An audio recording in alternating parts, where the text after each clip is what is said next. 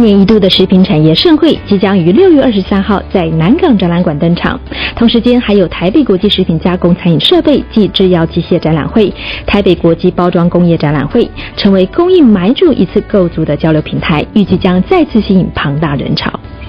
我们食品产业今年度一共有3个大型采购参展会，其中之一就是我们6月23号在台北食品展第一天举行的台北夏季采购商谈会。那这个优质食品采购商谈会呢，基本上我们目前已经邀请到了全世界14个国家，一共137位买主来到现场跟所有厂商见面。这些买主呢，他们采购的商品主要是以休闲食品、饮料，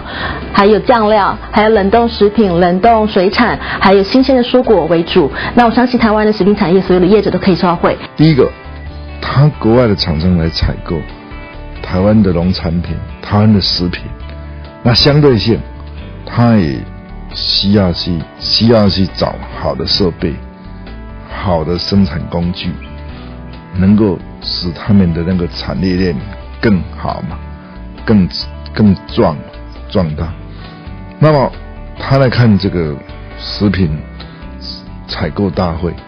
那相对性他能够看到好的设备，这种联动、这种滚动式的效果，